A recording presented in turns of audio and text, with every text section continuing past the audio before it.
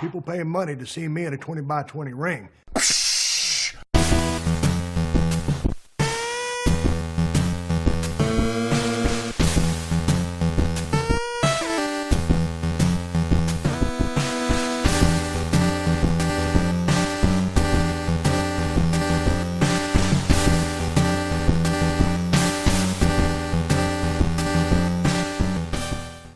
Welcome everybody, welcome to another edition of the 20 by 20 crew. I am your co-host Joe. I'm here with Matt and the ever elusive Mr. Wrestling 6.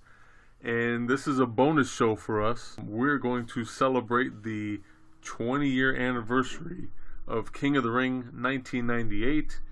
The infamous Hell in a Cell match between The Undertaker and Mick Foley as Mankind is part of this card. Hello, gents. How are you? Good. Happy 20 years for the King of the Ring. What were you guys doing 20 years ago today? 20 years ago today, you know what? I was at my godfather's house watching this on pay-per-view through a cheater box. Sorry to say. Yeah. Had my high school graduation party. Went to a buddy's house who had a big screen TV and watched this with two of my other buddies.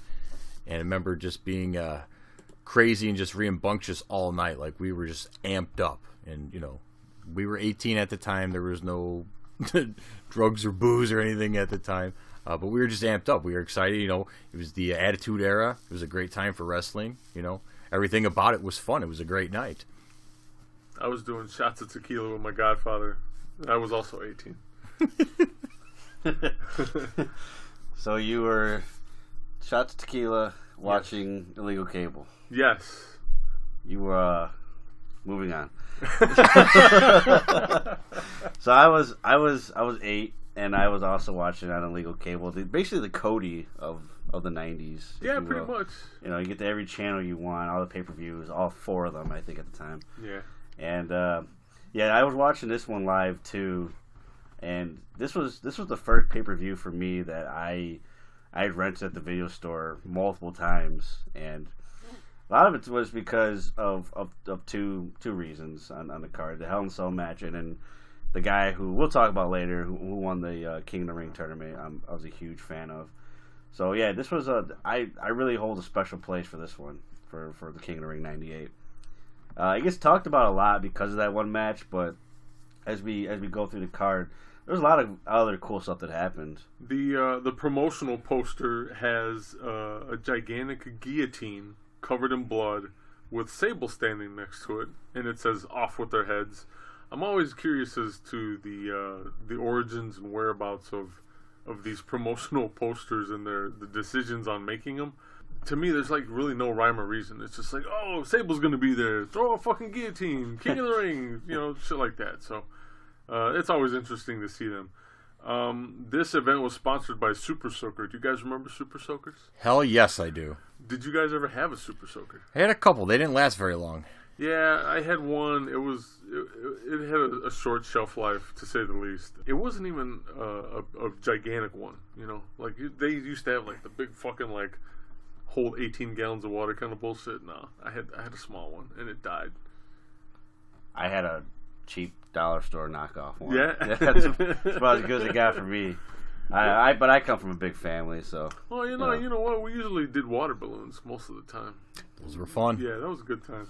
I just used the hose on the kitchen sink hose, or whatever that thing's called. This took place June 28th, 1998, so 20 years ago to the day. The attendance was a little over 17,000, and it took place at the Pittsburgh Civic Arena in Pittsburgh, Pennsylvania. And this pay-per-view was sandwiched in between 2 In Your House cards. Before the King of the Ring, they had Over the Edge In Your House, and then after they would have Fully Loaded In Your House. Yeah, at the time, King of the Ring was like one of the big pay-per-views. Yeah, year. It was a major pay-per-view. I don't remember the price bracketing for the In Your Houses at this point. I don't know if they had went to a main pay-per-view price bracket or not. I don't know if they were still on the cheap.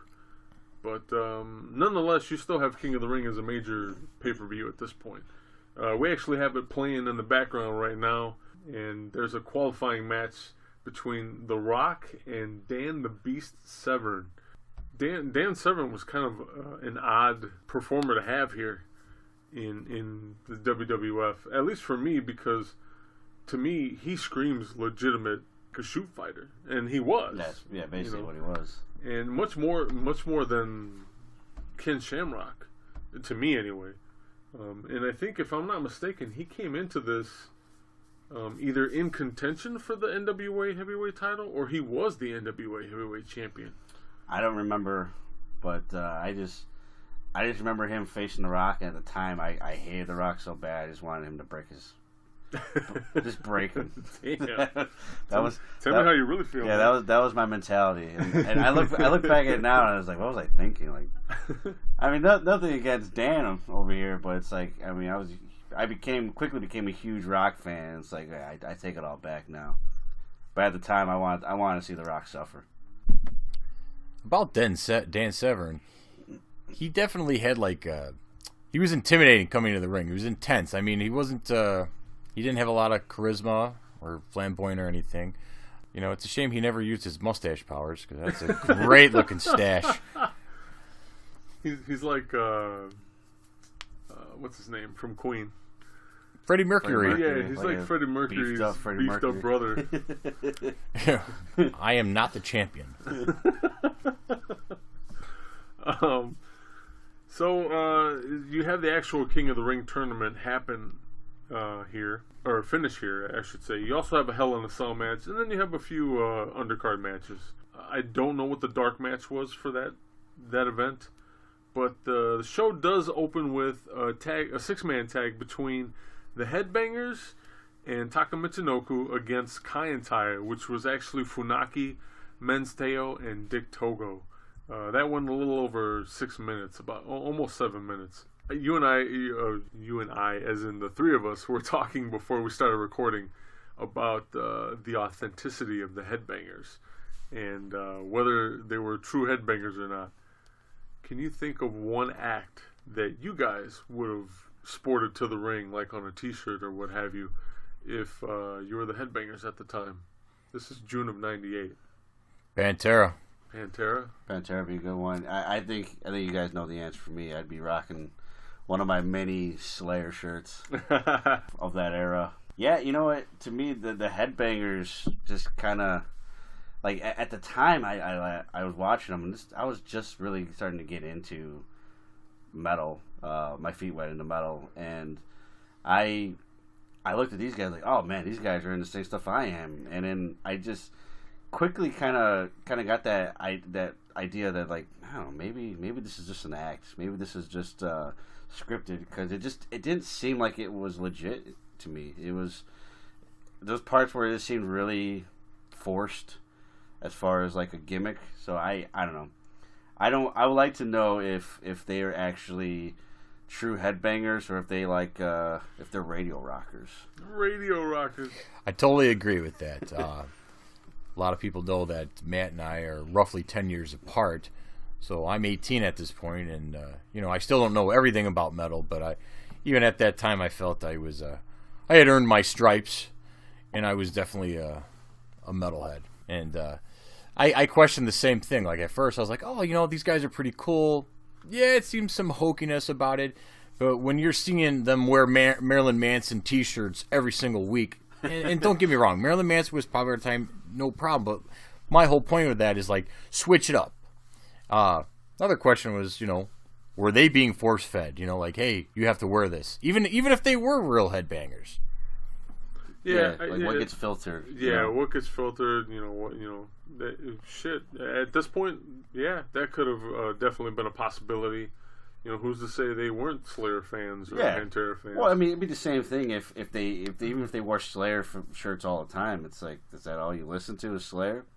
I mean, it's it's when you wear the same thing over and over again. It's that isn't your own. Like, if you're wearing your own T-shirt, that's whatever, or whatever. If you're wearing a group T-shirt, but when you're wearing a band shirt, it's just, and we see this with people that outside of wrestling who are quote unquote wrestling, or excuse me, metal fans, and wearing the same bands over and over again. It's like, well, maybe that's all you like, or maybe you just like the design.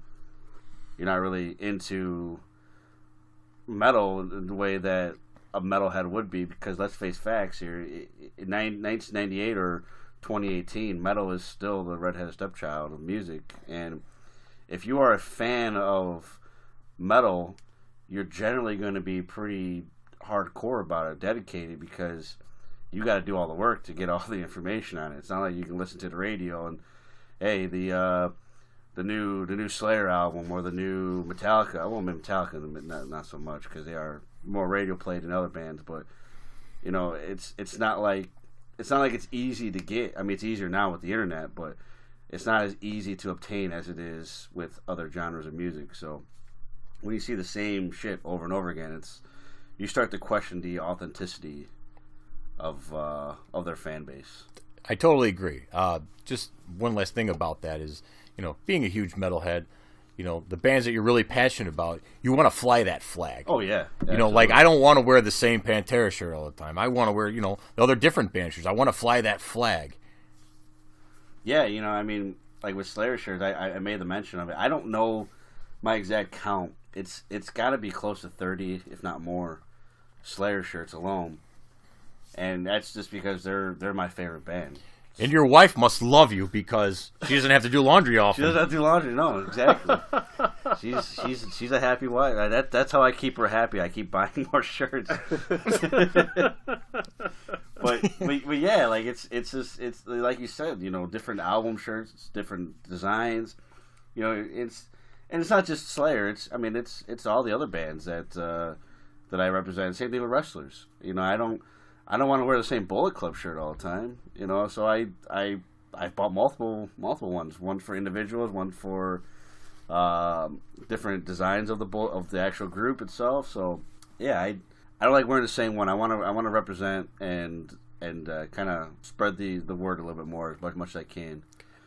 And it's really cool. Oh, I'm sorry. No, I was just gonna say real quick, because T-shirts are kind of like removable tattoos to me. It's you know, when you have a tattoo, and this is what the tattoo represents, it usually has a story. For me, like, I don't buy shirts because, ooh, that's a cool design. I mean, that's part of the reason, but it's based off of, too, like, I love that band, or I love that wrestler, I love that product.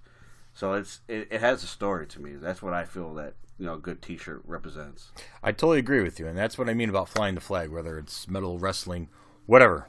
And when you meet somebody on the street, or you're at a concert, or at a wrestling show, or even a ball game, or whatever, you know, you connect with people. Oh, and yeah. you talk to somebody, and you could potentially make a friend. Not only that, you know, they could turn you on to some stuff that you don't even know about. Yep, absolutely. And vice versa. King of the Ring. These are all semifinal matches. That's where the tournament starts on the pay-per-view, is semifinals match. The first one up is Ken Shamrock defeating Jeff Jarrett, who was seconded by Tennessee Lee, and he did it by submission. The match goes over about 5.5 minutes. I think everybody knows by now that I can't stand Jeff Jarrett, but but you do love his birthday cake cowboy hat. No, absolutely not. Tennessee Lee is I believe Robert Fuller. Yeah, I had to look him up because I had no idea who Tennessee Lee was. Yeah, Robert Fuller he has a wrestling family, multi-generational.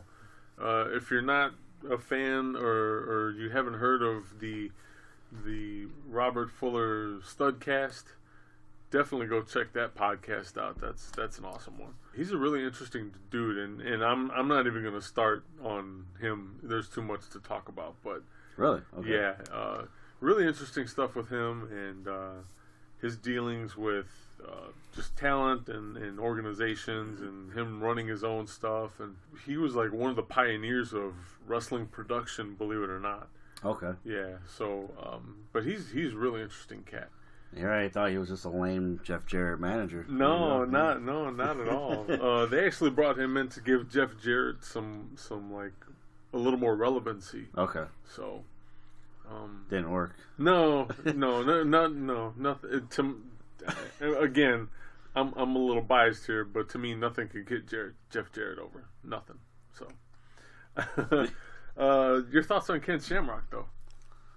Well, Ken Shamrock was the guy that I was referring to with when it came to the King of Ring tournament. He was the I'm a huge Ken Shamrock mark. Again, every time I talk about Ken Shamrock, I look at him as one of the biggest disappointments in professional wrestling because he should never have left. I'm sitting there watching his matches and at this pay-per-view, and it's like, man, he has everything that you would want out of a WWF superstar at the time. So biggest disappointment, but I was that's for future Ken Shamrock. As far as this particular night, I mean, he just owned it. I mean, he put on a solid match with Jarrett. You know, it's always good when you made him tap out with the ankle lock, and I was a huge Ken Shamrock fan at this point in my life. Probably not to quote Booker T here, but I think he was probably in my top 5 at that point. You gotta say it 4 more times. Yeah. The tournament continues on with The Rock defeating Dan the Beast Severn in a semifinal match that goes about 4.5 minutes. Ends with cheating. The Nation gets involved. Nation of Domination. Yeah, D'Lo Brown still had his bulletproof vest. Yeah, his chest protector. He broke his sternum, right? Yeah, he broke his sternum. I don't remember who did that, though. Do you remember who broke his sternum? No, I can't remember it. It was someone very heavy. I know that. Okay. But I don't know who it was for like sure. Vader, potentially? Yeah, you know what? It might have been Vader. Okay. So, yeah, the Nation came out. Dan Severn was... he was pretty much dominating that match for the most part. And typical heel fashion, Nation comes out. Causes the Dan Severn to lose the match. But, it sets up the match that I know an 8-year-old Matt wanted to see because...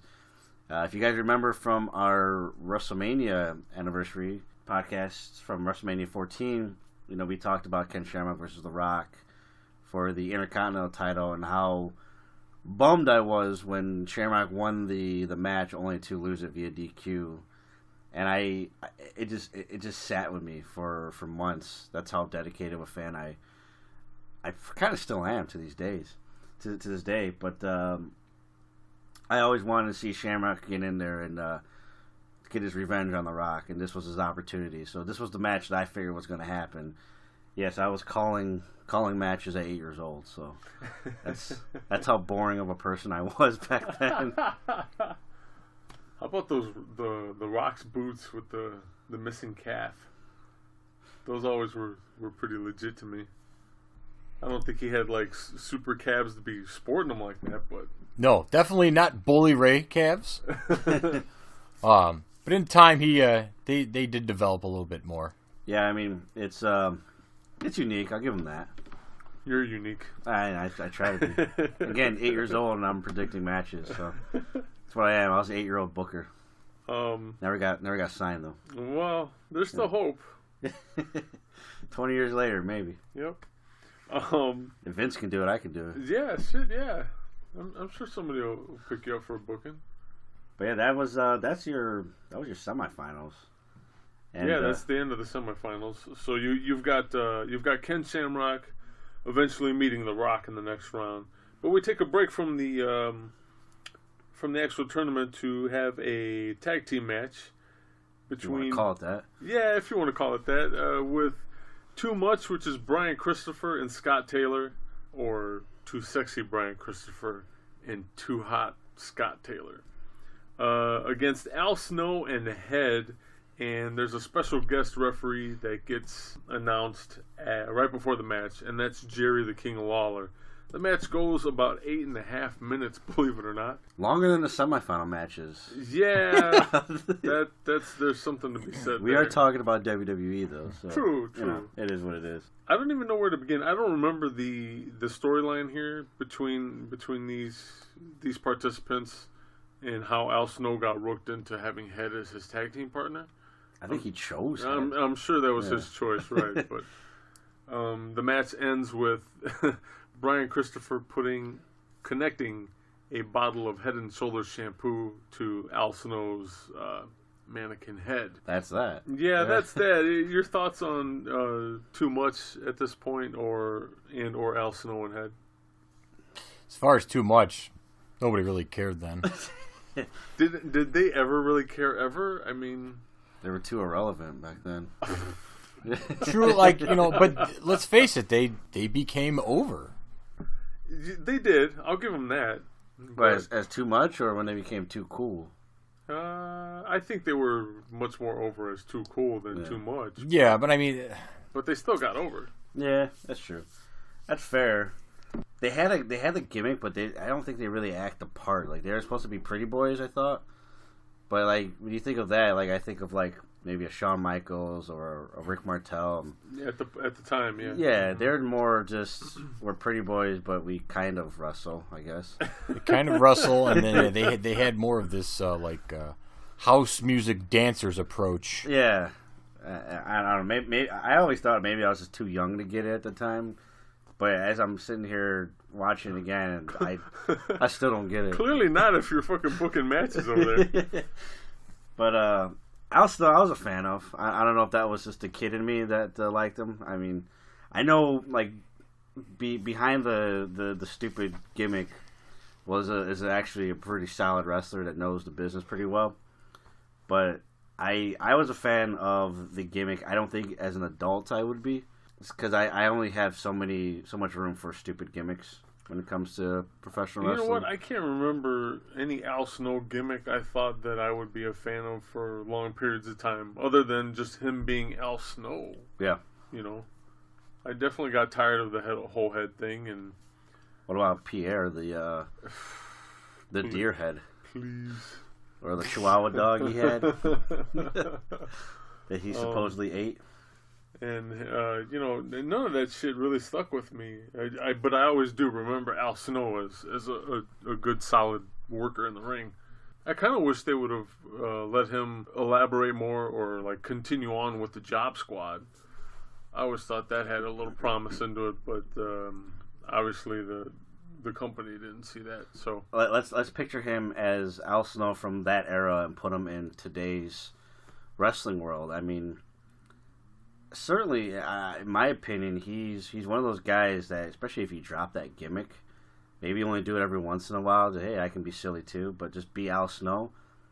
I mean, he could have had a great career. And so you mean Gold Dust? Yeah, I guess. Yeah, he could have a great career outside of WWE. Sorry.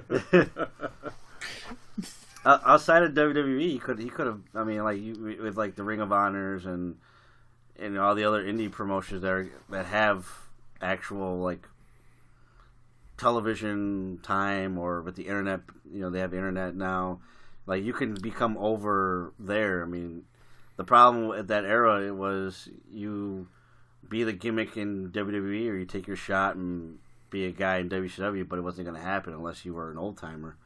For any of you listeners out there who actually bought one of the styrofoam heads at a show, whether it be a house show, pay-per-view, whatever, email me, or if you still have it, send me a photo. I want to know. I want to know how much you paid for the damn thing, because those things were over like fucking crazy, and they had to have been making some fat bank off of those things. Do you remember how much they cost?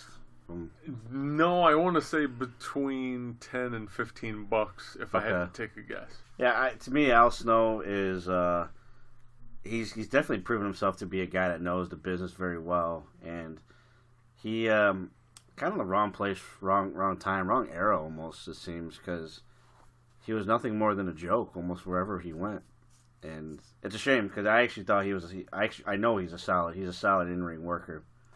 But yeah, as far as this match goes, it's a filler match, typical filler match. I don't know the angle. I don't remember the angle. I really don't know what kind of angle you could have when you're fighting against a mannequin head, but whatever. I don't know. To put some more padding into the card, they actually continue on with non-tournament matches, and we see X-Pac, who's seconded by Chyna, go up against Owen Hart in a singles match. This goes for almost 9 minutes. It's about 8.5 minutes that they wrestle for. Owen gets juice. He gets bloodied up. Yeah. from a spot in the corner, I believe. Yep. X-Pac, what can I say about X-Pac that isn't already said? I mean, guy's an excellent worker. I pretty much agree with you what you said while we were having dinner earlier, in that he was always a good worker. He just seemed like he couldn't keep his shit together. Yeah, my exact words was he gets overlooked with being one of the biggest disappointments in pro wrestling, because it's one of those. It could have been one of those examples, kind of like with Stone Cold, where a guy gets fired from WCW because he had no value according to them, comes back to WWE, and I mean, just almost instantaneously is over, and you have now this playground to showcase your ability, which there's tons of it. Great in-ring worker, one of those kind of like the at that time a high flyer type esque persona that wasn't really being done all that much, really anywhere on the three major American platforms. ECW a little bit more, obviously, but when you compare it to WCW, not including the Cruiserweights, which kind of got thrown into its own little category of here, like they can play for a while in the pre-show, but like everything else was, it was the same type of wrestling. And here comes X-Pac, who was like a breath of fresh air, and he had everything. He had the crowd in his hands. He had the in-ring talent, and he just didn't know how to stop fucking up.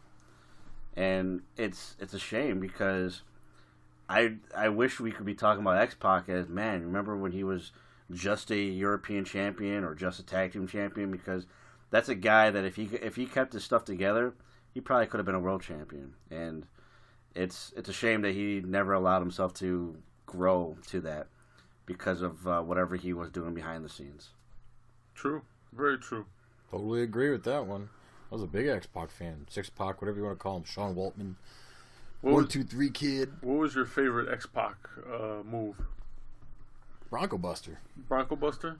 Yeah, you? Bronco Buster? Yeah, Bronco Buster. I always loved his spinning heel kick. Yeah, that was pretty cool. He did it really well. Yes, he did.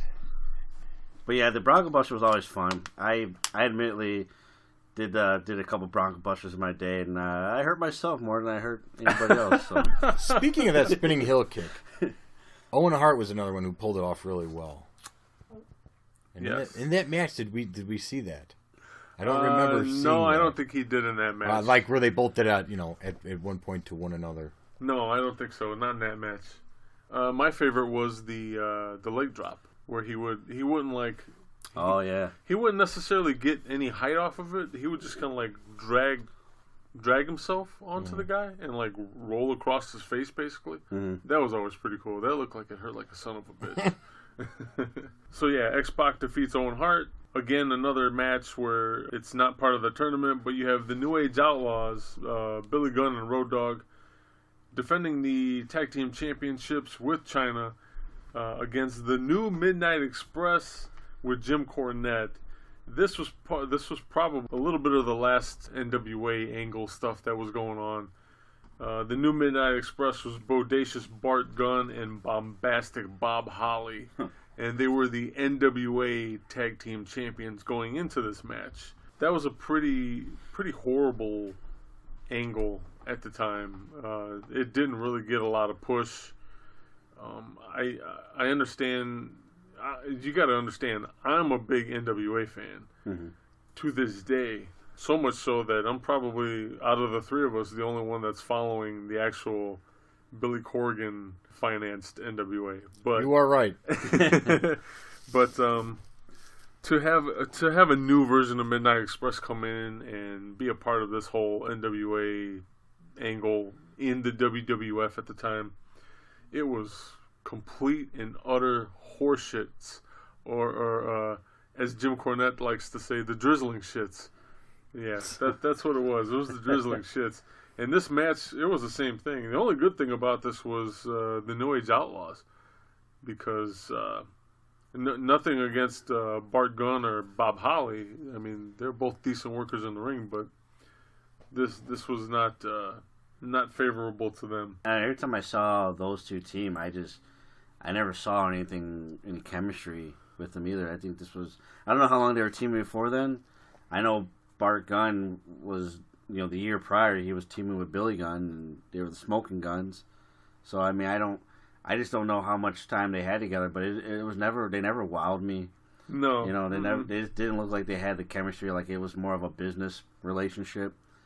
I mean, not saying that like Billy Gunn and Road Dogg were best friends. I really have no clue, but they had that it factor where it was a legit tag team, and they were really you could really see that there was the legit chemistry between the two, and they were just fun guys too. True, very true. And complete opposites compared to the new Midnight Express. And I don't know if I remember this correctly, but the NWA angle from during this time in WWF is really odd because we're talking Attitude Era, and NWA being there reminded me of the Eastern Championship Wrestling of that type of stuff, where we're NWA but we're all hardcore now, and it's like, well, we don't want to be part of the NWA anymore. And it's like with this, it's like, here we were doing this angle with you guys, but you're a complete opposite from what we represent, what we're about.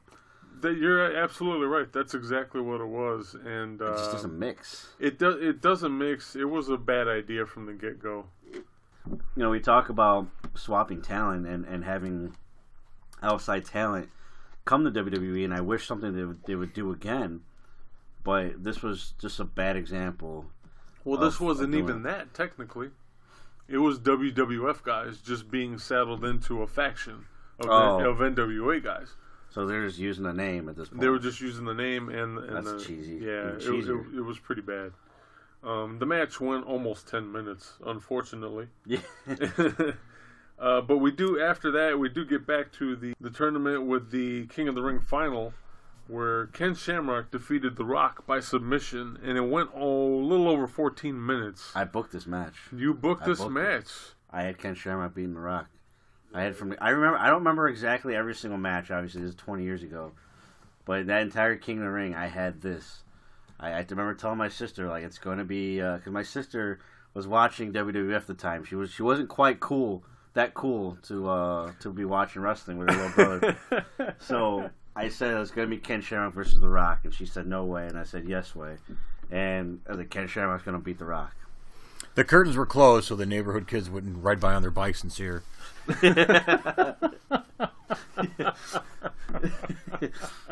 Yeah, she was your typical junior high, too cool for school kind of girl, and I was her dorky little brother, and yeah, we'd watch wrestling all the time.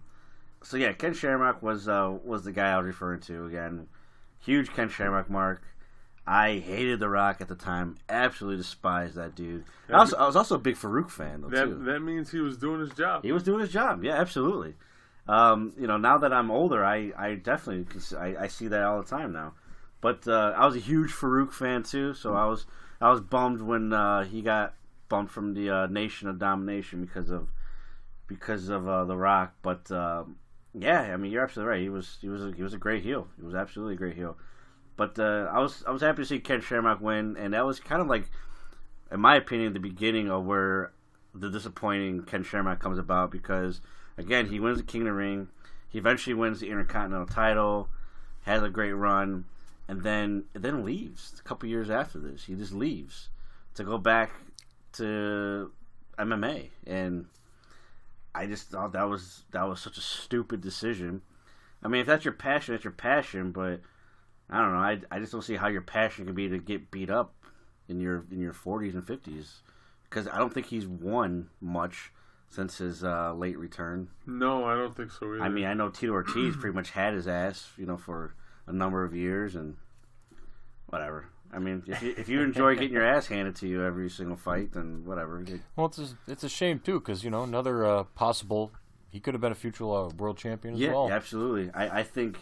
Well, I mean, just look at when he joined NWA TNA. Yeah, he became champ there. He's the NWA World Heavyweight Champion. He's the first champion under the TNA moniker, and World Heavyweight Champion. That's right. I forgot. it's like you had it all there, and then to hear him say those guys in pro wrestling just weren't tough enough for me. I like, what the hell does that mean? I obviously you're not tough enough for MMA. Again, you're losing every single fight pretty much.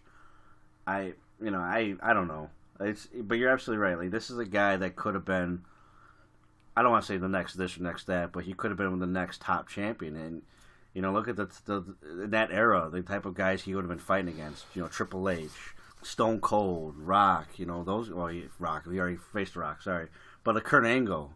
Those guys. And for the titles too. And I mean, even think if he stuck around long enough, too, that he would have fought the Brock Lesnar that actually meant something one time. Yeah. At one time.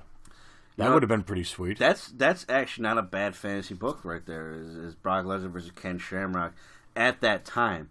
But then again, even a Brock Lesnar now too, because Ken Shamrock's one of those guys that he would take a shot at Lesnar easily. Of course. In that match, if Brock doesn't want to push, he wants to not sell, then Ken Shamrock will force to sell. He'll do business for him. So. Mm-hmm. Yeah, I mean, the type of guy that just walked away from wrestling. I'll never understand it. I mean, I guess you can argue his passion was his passion, but I don't know. To me, it's a shame. It's one of those another big disappointments in wrestling that he didn't stick around to bask in his glory. And with that, we go to the first of two main events with the Hell in a Cell match between The Undertaker and Mankind. Obviously, The Undertaker wins. The match goes 17 minutes and is most notorious for the bump that Mankind took off the top of the cage, which we just watched minutes ago. Obviously, I think it's safe to say when I say this, when you say Hell in a Cell, this is the match everybody thinks of. Hell yes. Yeah. This match is synonymous with the match for sure. If I remember correctly, he's about to take a bump through the cage. Yes. That's the worst one. Okay. That's the one. So that gets if it wasn't one. enough that Mankind took the bump off the top of the cage through the table. Yeah, he just went through the roof of the cage, courtesy of a choke slam by The Undertaker, and Jim Cornette was part of the agents or booking committee at this time, maybe both. I don't honestly remember, but he definitely he does a segment on camera for WWE at some point, stating that they did not know the cage was going to give way. At least Foley didn't. So Foley was very surprised to take this bump because it was a bump he did not expect to take. Which is why you have Terry Funk and other WWE, WWF personnel in the ring trying to... He was so old 20 years ago. Yeah. Jesus. They're trying to calm down the situation and attend to Mick.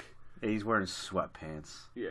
How classy. With dirty socks. With a white John Deere hat. I've never seen that. Yeah, I'm used to them being green. Green and yellow, you're right. So Must be a Texas thing. Jesus.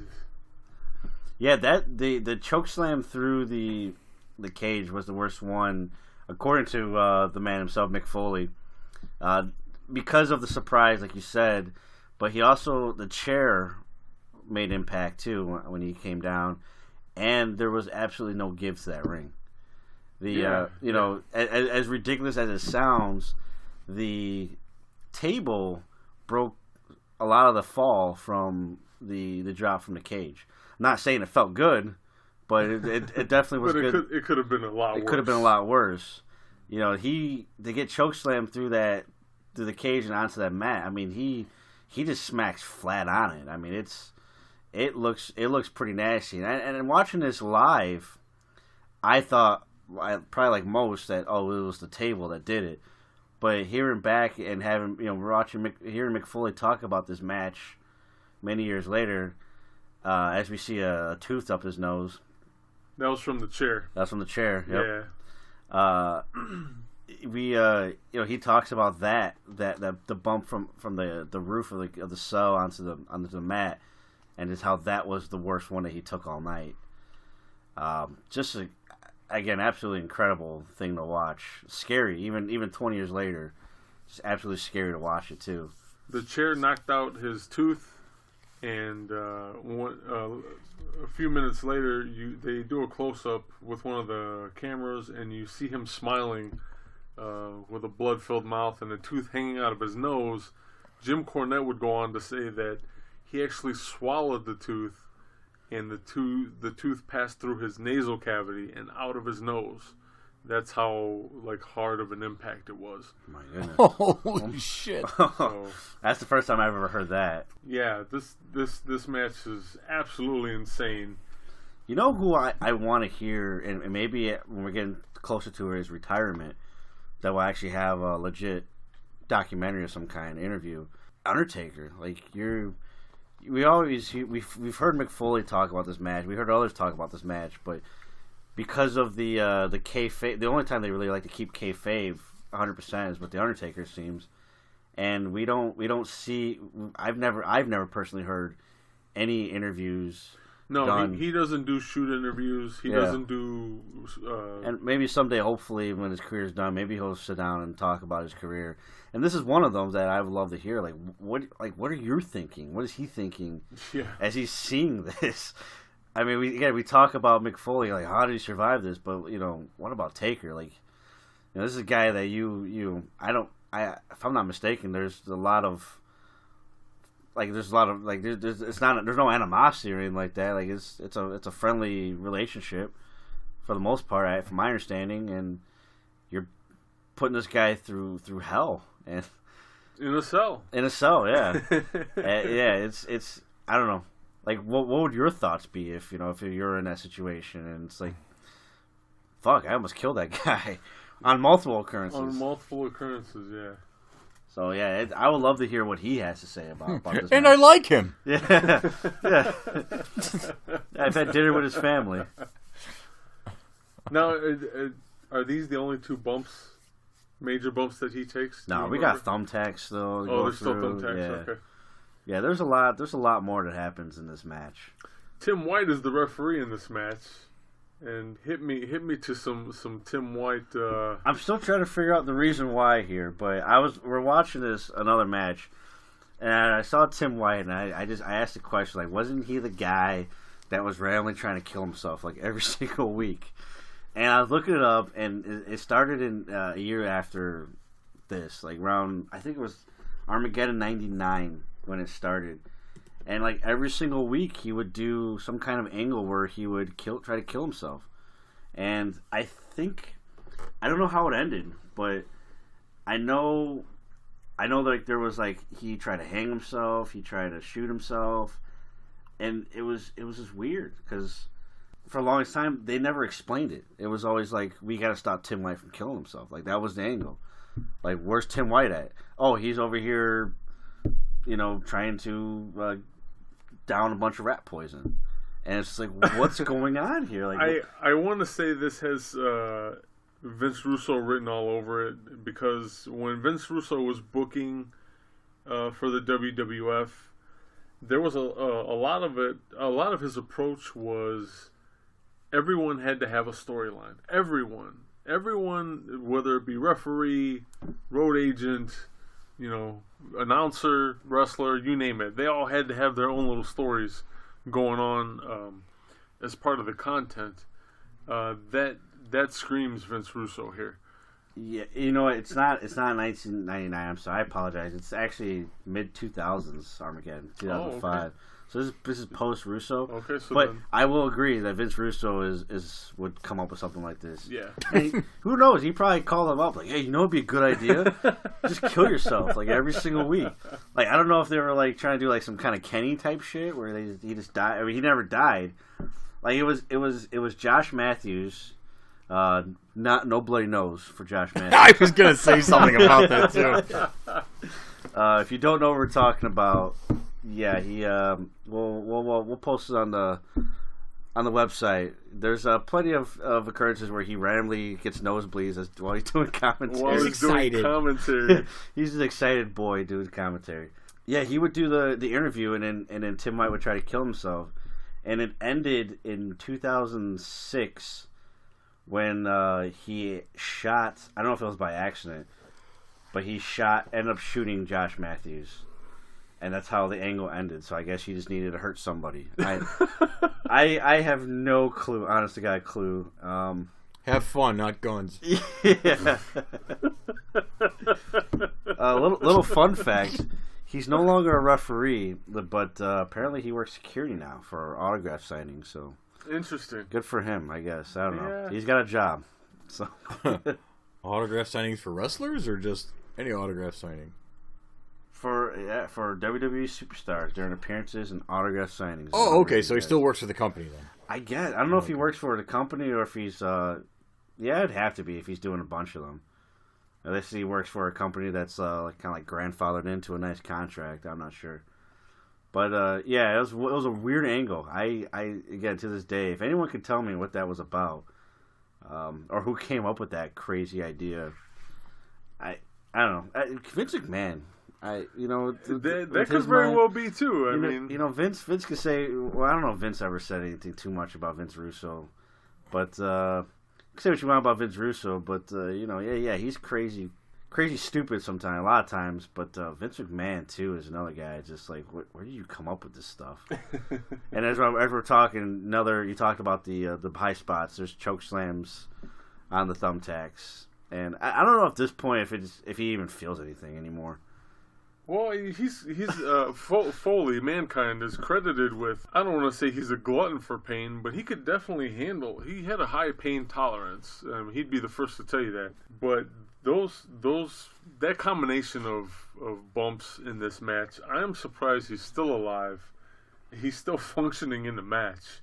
The match just ended, but Jesus, that really was Hell in a Cell. That was horrible.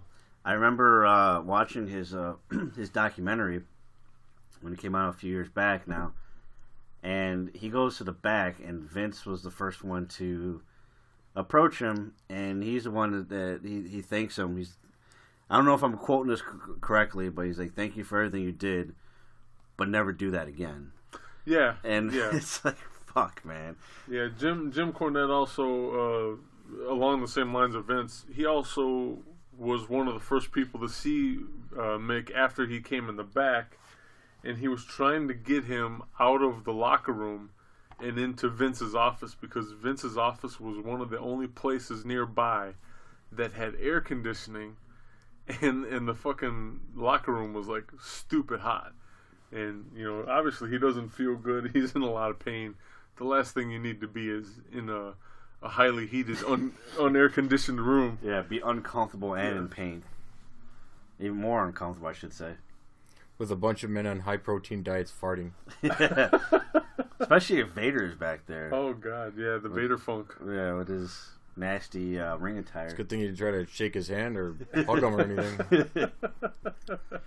Yeah, but this was like you said, this was that Hell in a Cell match that I don't think ever to this day will get topped, and nor should ever be attempted to be topped. I mean, we talk about Hell in a Cell matches.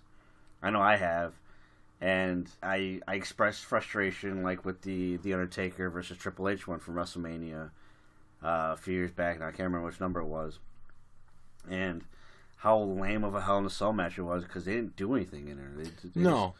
I think as far as like other Hell in Cells, and I don't want to get too far off subject, but the Michaels and Undertaker one where Kane appeared. Yeah, from 97. I thought that one was awesome. Yeah, absolutely. Even that crazy one at WrestleMania with the Undertaker and a Big Boss Man where he was hanging him. Yeah, that was pretty wild.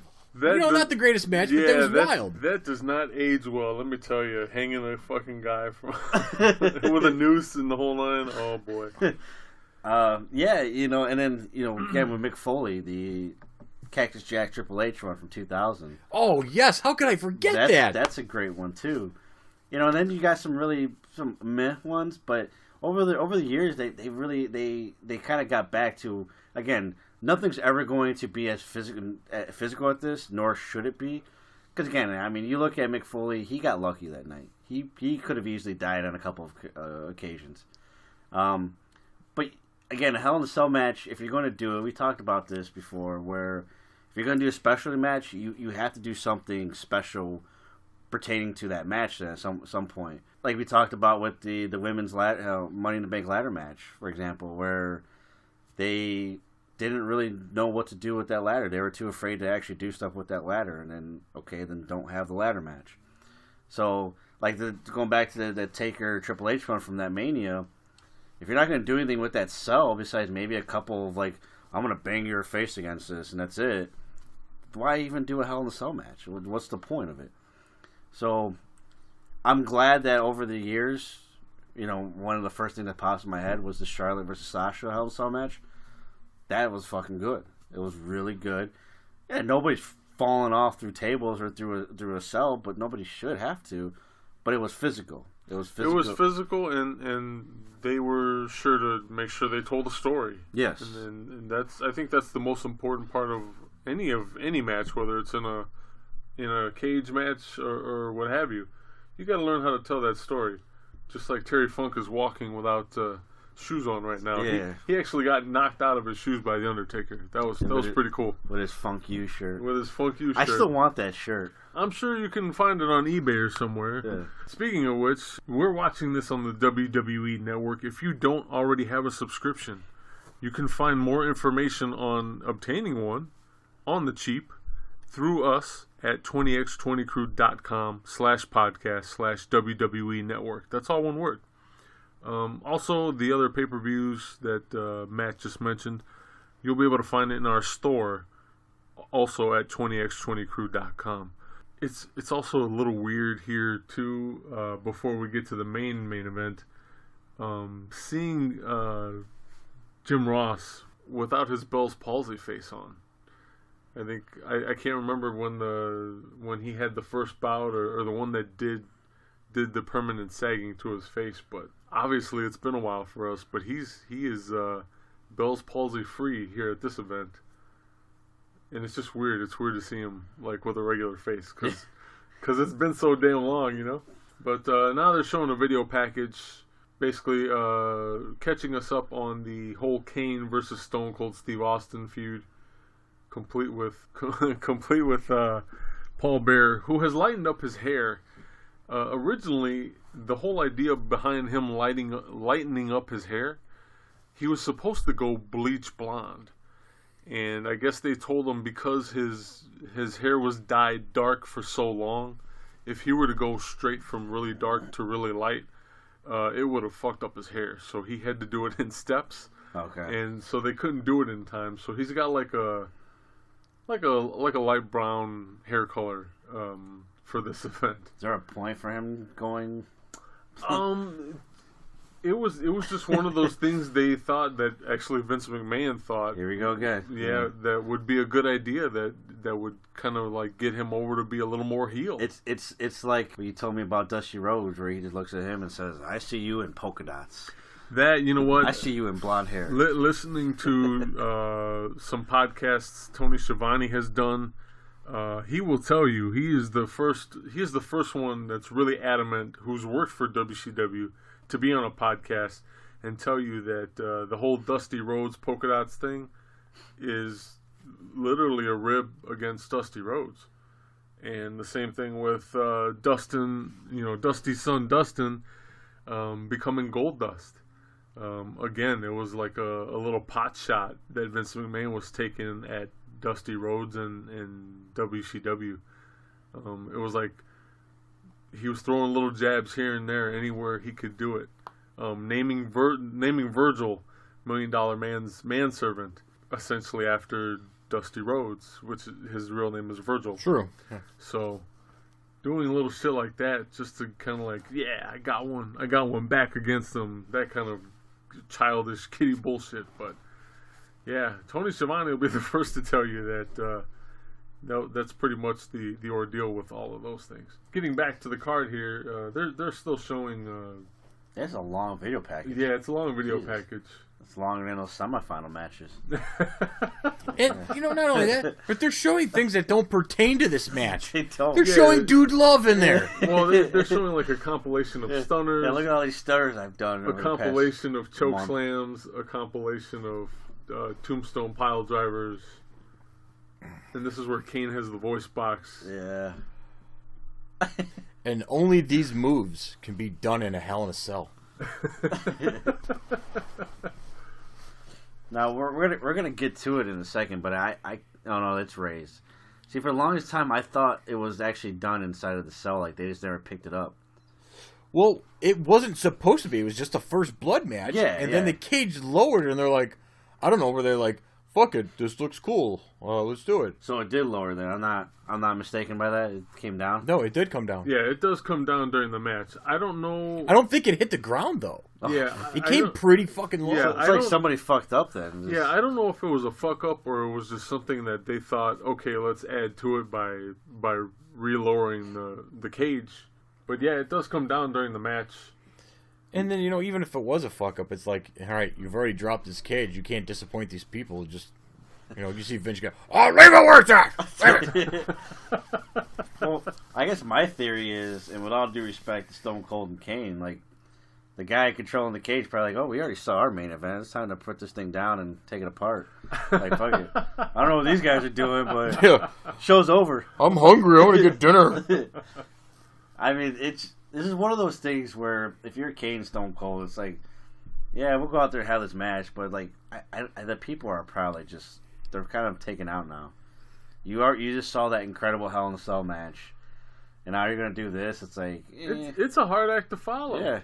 Definitely a hard act to And follow. I don't care who you are. It's just like, I don't know, what do you do? I hear what you're saying 100%. However, this is Stone Cold, man. This is his fucking heyday right here. Yeah, if you're right. anybody's gonna do it, he's gonna do it. I totally agree with you there, but Yeah. at the same time, man, it is a hard act to follow. No, I mean, I agree with that. Yeah, you're right. even with the gasoline canisters in the ring corner. It's filled with hair bleach for Paul Bearer. I'm trying to figure. Oh wait, I'm reading. I didn't catch that first. So I'm reading here the reason why we have the gasoline can, because if Kane loses this match, he's got to set himself on fire. That's the stipulation. Nice. So it's either win the title or get set yourself on fire. I did not remember that part. I didn't either. I had to read it. I just like, what's up with all the gasoline? Because it's like, this is a first blood match. I don't know what the fire's all about. Of course, Stone Cold comes out with the title, and his elbow is heavily taped. He had a really bad staph infection at the time.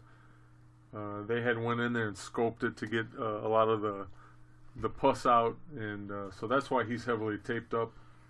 He still works the match. It looks like he's got a pus in his wrap, though. Look at that. Yeah, It's like I've personally had staph infection, really serious. I almost lost my leg, and it is no bullshit. Let me tell you. Jesus. Um, No thanks. the pus is like really thick, and it kind of comes out like spitballs, like that consistency. So like a Cadbury chocolate egg. Right? Yeah, kind of. It's gross nonetheless. So for him to be wrestling right now is a feat in and of itself, because when I was down with that shit, oh my god. So if you got a staph infection, does it affect other parts of your body? Do you get fever or? It affects your entire body. Okay. You get fever. Think of like having really bad flu without the puking. And then It's just coming out of your body parts. and then like 10 times the body ache. Yeah. Yeah. Okay. Well, I mean, let's mention too that like how Austin rushed that fucking ring, man. Yeah. And he just went at it. Kane, he's running them ropes. Yeah, there's no fucking chill with Austin. He came in to wrestle. It also makes you kind of think too. Like, he told you that time he wrestled Yokozuna, he drank a pot of coffee and then he shit his pants when he got slammed. I mean, I don't think he shit his pants here, but to keep him going like that, he probably had a pot of coffee. That's why you wear black. I don't remember too much of this match. I know. I mean, I'm reading it here too, but I know Kane wins this match, and if I'm not mistaken, Taker comes out. Is that how it goes? Taker comes out, and I think he hits Austin by mistake, or if he hit him on I don't remember. I think it is something like that. I don't remember right offhand, but this was one of the only Attitude Era matches that my daughter has watched so far.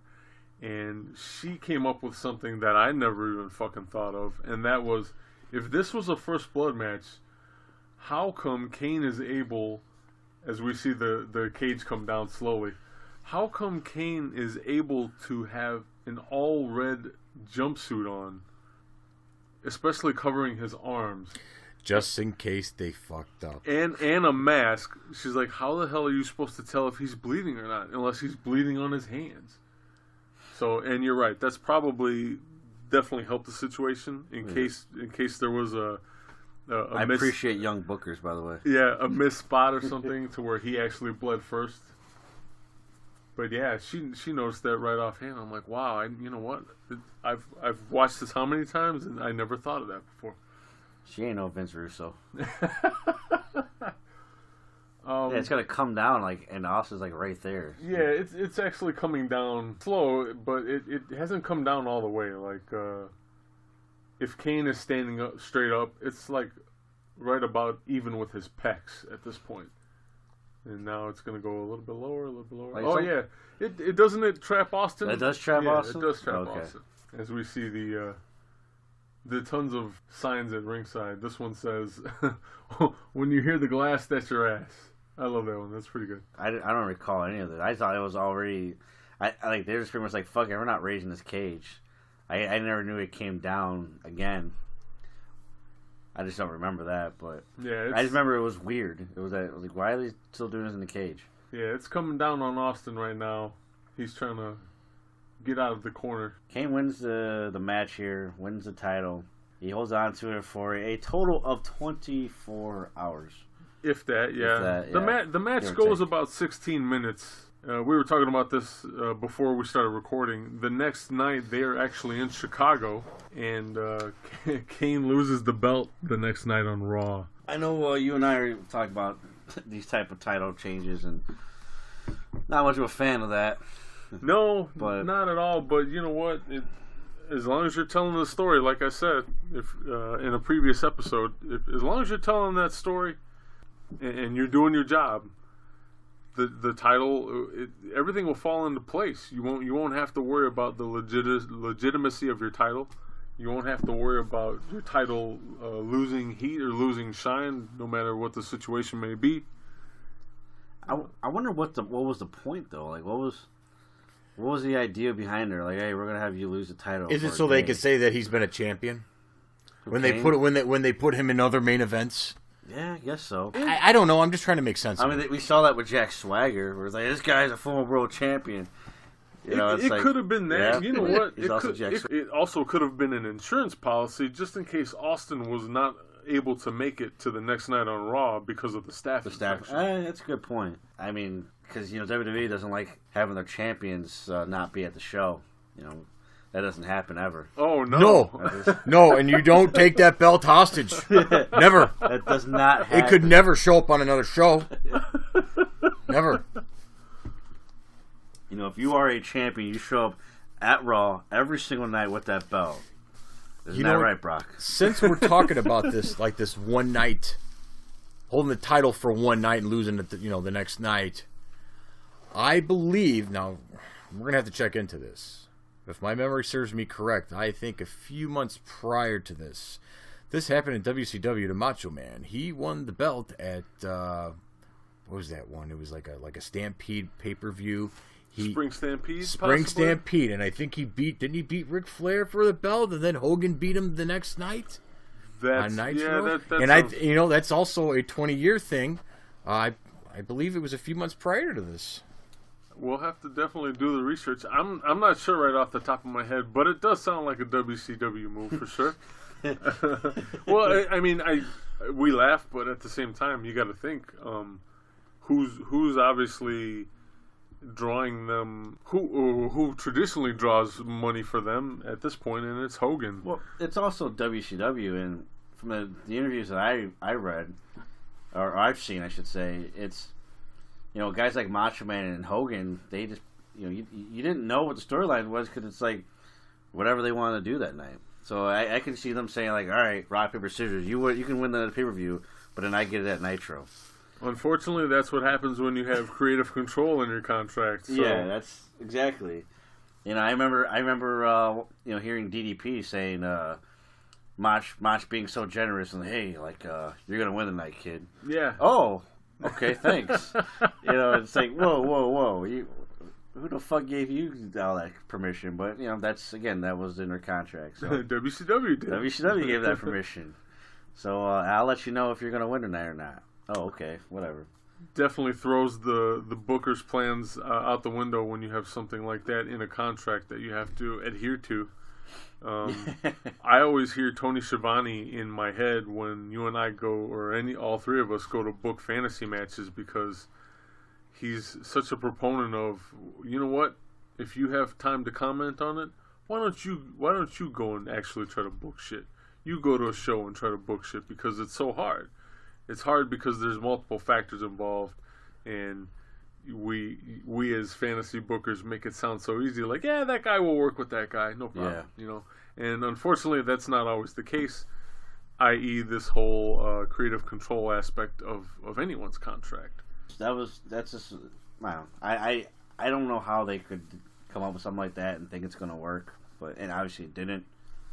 But I guess it's one thing where WWE has always kind of gotten it right for the most part. Not saying that guys don't have creative control, but it's not at the level of WCW by any means. I know Bruce Pritchard, I'm not sure if he was here with the company at this point, but he'll be the first to tell you that him as a booker would always look at any championship, whether it be singles or tag or whatever, they were just props to him.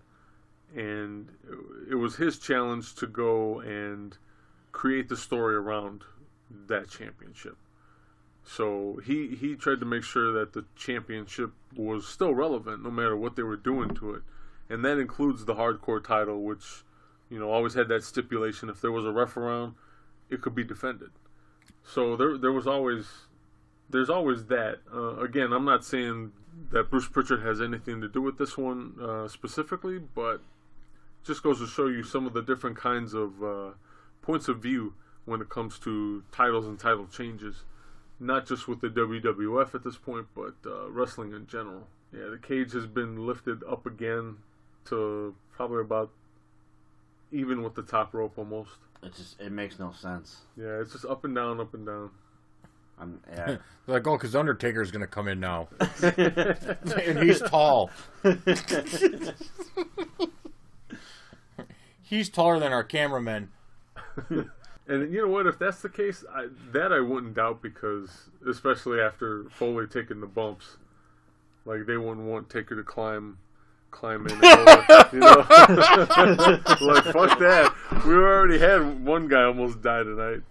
We don't need you doing it.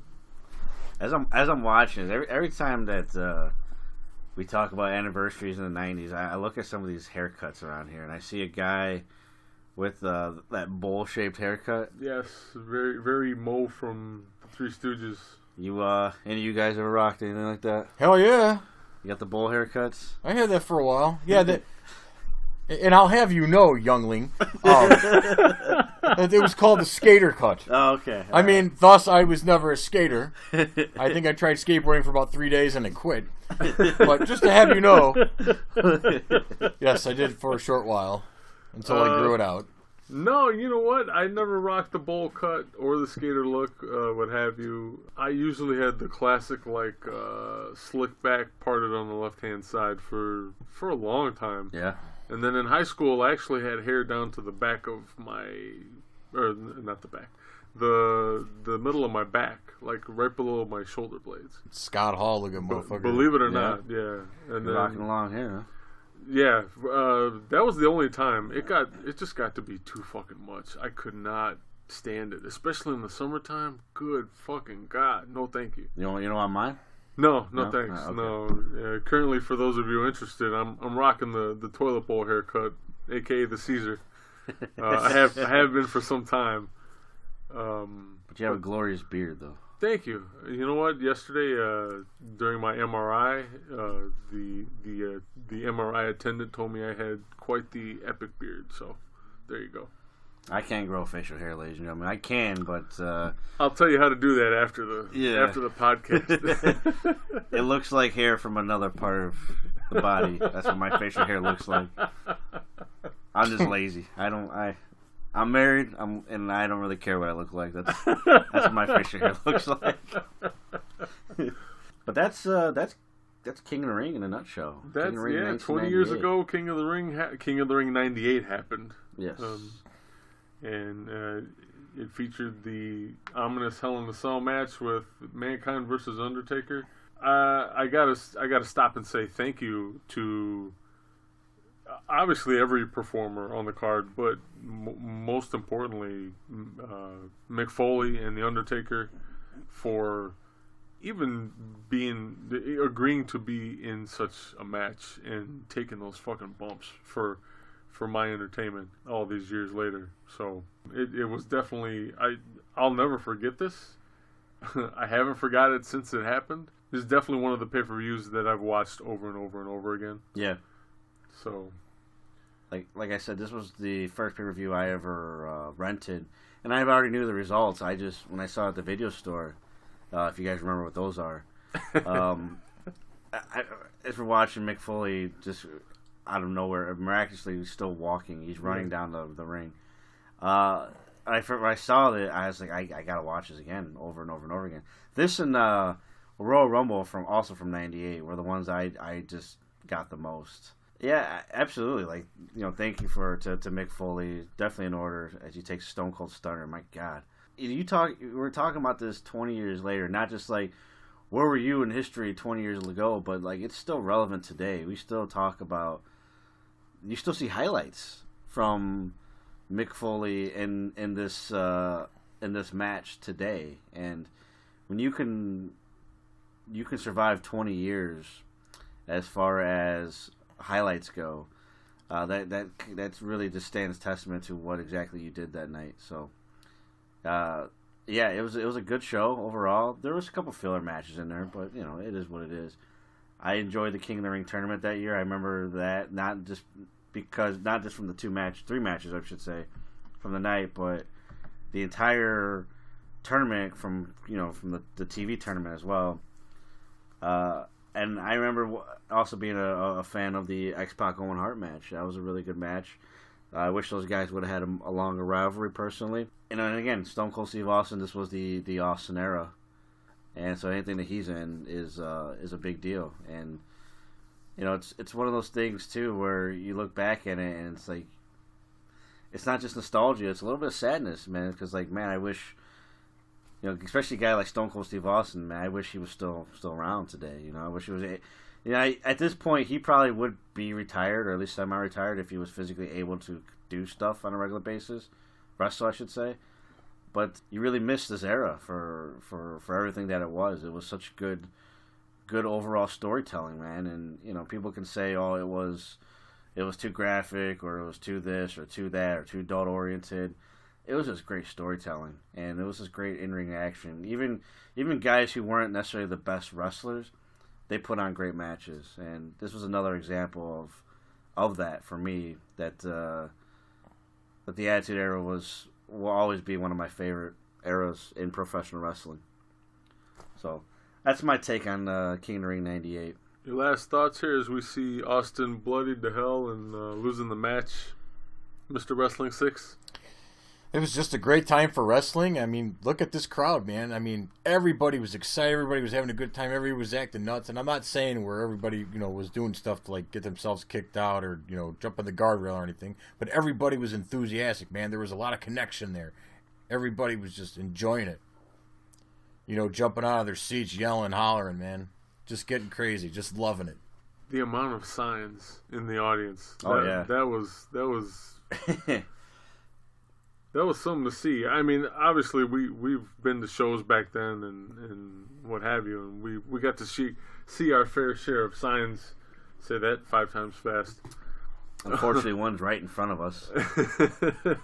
Put your sign down. But, there was a hell of a lot of poster board out there in that audience. When you have a fan base that is willing to take even a little bit of time out of their day to make a sign for your show, that speaks volumes of your show. And I'm not going to get into WWE and signs because we can go on about that, but that just goes to show you again what the Attitude Era meant to a lot of people. It was definitely I don't want to use the word revolution, but it was definitely a revolution in wrestling for that era. I mean, it was it was the place to be. You know, I mean, even the quote unquote cool kids were wrestling fans for me growing up. Where afterwards, you know, come the 2000s, I was again the geek because I still like professional wrestling, and that used to be cool. Yeah, you know, I like that when Stone Cold and The Rock were in there. Yeah. You know, Yeah, you get that all the time. And I wore an NWO shirt, and I get laughed at. Like, oh, NWO, like, you still wear that? Like, dude, it's still the coolest to me. Like, whatever, you know. And you know, you're gonna say that to me, but you're wearing a lame ass Nirvana shirt. Like, screw you. But yeah, it was such a great time. It was another great. I love doing these anniversary shows because, you know, it takes me back to the good old days. You know, even to watch it with my sister. Again, before she was too cool for school and too cool for wrestling. You know, she was watching this with me, and it was really cool. It was one of those things where I love to look back and hear your stories on where you guys were on this day, and you know, and share my stories. And, yeah, I know there's an age difference, but at the same time, even though we were at different parts of our lives, whether we knew each other or we didn't know each other, I didn't know you guys then, obviously. the same feeling was there. But, you know, for those 3 hours, we were doing the exact same thing.